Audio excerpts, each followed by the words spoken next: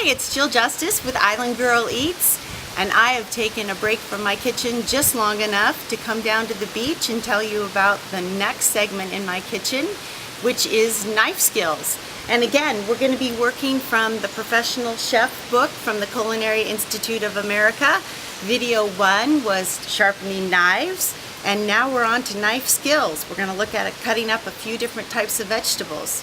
So meet me back in my kitchen. Let's go.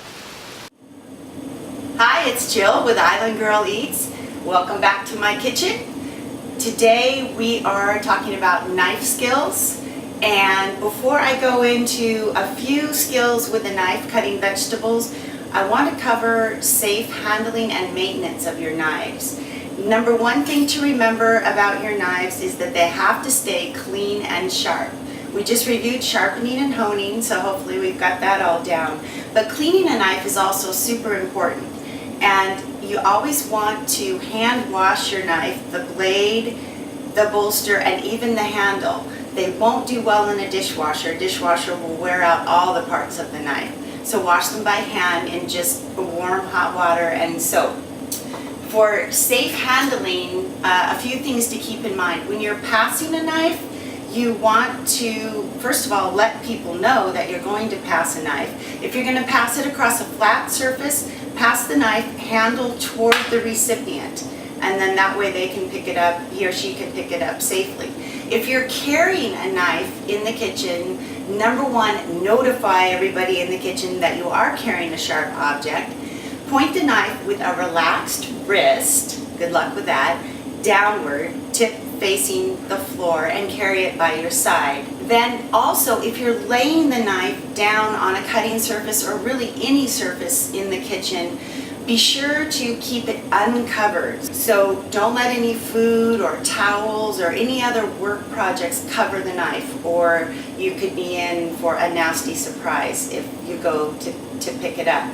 And you always want to lay the knife down with the blade facing inward on your work surface. As far as cutting surfaces go, pretty much what's suggested are materials like wood. So I have just a simple wood cutting board right here, or some of the various composite materials that you can get at pretty much any store. These are both composite materials. What's important about these is that they're soft enough they won't wear out your knife blade very quickly, but yet they can easily be sanitized all the time. Surfaces like granite or marble or glass or ceramic really wear down the knives and are just not suggested at all for cutting surfaces. As far as storage of your knife, if you have a drawer that you can designate for a knife, that's great. Also, you can use a knife block, although some people complain that those are very difficult to keep clean and free of debris that tends to sit on your blades. I have, in my kitchen, and I'll show you a shot of this, a magnetized knife rack, which I love. It keeps all the knives visible, easily accessible, and up off your work surfaces. I highly recommend those. When you are, and I'll review this in a second when we're cutting, when you are laying your cutting board down, to avoid it slipping around on a smooth surface, you can just use a wet towel, or in my case, here's a wet paper towel. You lay it down on the surface, lay your cutting board on top of it, and it stays very stable and doesn't slip while you're cutting. Okay, I think that's it for basic housekeeping tips for knives. We're off to cut a few vegetables. Come in close and you'll see some cutting fun. Before I start slicing, I want to show you that I lay down a damp paper towel underneath my cutting board, stabilizes it so there's not going to be any slipping surprise going on, and I'm ready to go. For the carrot, what I'm working on my newfound skills is a safe slicing technique.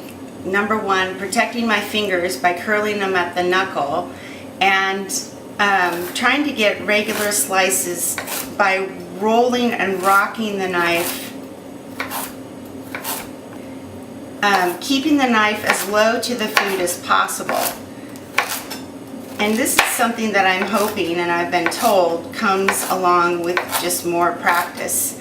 I don't necessarily care about being fast at this point. I just want to be precise and safe and efficient. So that's about all there is to a carrot. The same idea applies to a stalk of celery. Again, working on trying to get a precise and regular cut, not necessarily a fine cut at this point. Rocking the knife back and forth, trying to use the weight and balance of the knife to do most of the work for me. I'm hoping speed comes with skill, but we have yet to see that.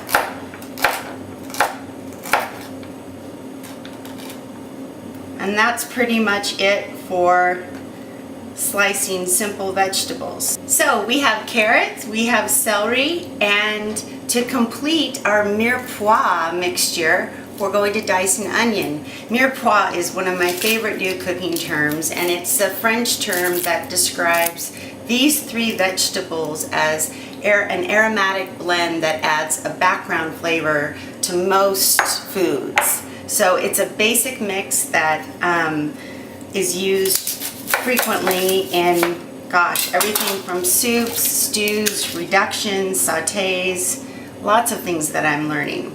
So let's learn to dice our onion.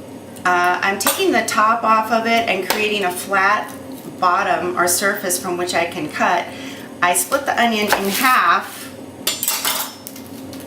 Now, there are various ways of dicing an onion. This is the one that I've learned that kind of fascinates me as a new challenge, and I love the dice that it produces. So all I'm doing is taking half an onion, peeling it, and then, this is the scary part, using the knife on a horizontal cut, I'm actually cutting toward me, bringing the knife toward me, which is a little scary, but not cutting all the way through to the end or the butt of the onion.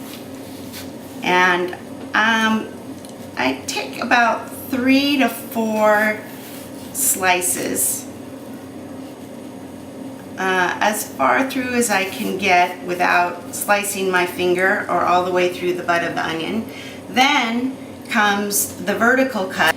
Does not completely go through the onion, and make several vertical slices that way. Then you're ready for your dice, and that just means holding the onion together and slicing across finely until you get this really nice regular dice. When you get to the end that hasn't been cut all the way through, you'll find that you can actually just do sort of some last minute little slices. The onion's very forgiving since it already has layers. And voila, you have beautifully diced onion to complete your mirepoix. Alright, so here we have an English cucumber, and I chose this in particular for today because it has no waxy outer layer on it. That's why it comes individually wrapped. But without a waxy layer, it's actually easier to slice, not having to go through the wax layer prior to getting to the vegetable. And what I'm working on here is the skill where I'm using this first knuckle here as a cutting guide for my knife. So I'm actually pushing the knife up next to the knuckle and using that as a guide to get a thin slice for the cucumber. And I'm just going to take my time, go nice and slow. You can see they're not really regular, but eventually they will be regular, and eventually the speed will come with it. And I've got another technique for making slices that can be used in various items where I don't want a big coarse slice of cucumber. So that's another technique. So that essentially covers the basics of knife handling, knife management, and a few skills to get us starting. I'm dying to cook. So we're going to go right to chapter 11 in The Professional Chef by the Culinary Institute of America. We're going to start with stalks, soups and stews, go into some sauces, we need some basic knife handling skills to get started, because the first chapter discusses mise en place, which means getting your ingredients and all of the items needed for your product ready and laid out. So the next project is a stock-based soup. Meet you back in my kitchen. So that essentially So that essentially covers what we need to cover for basic blah blah blah blah. Take two.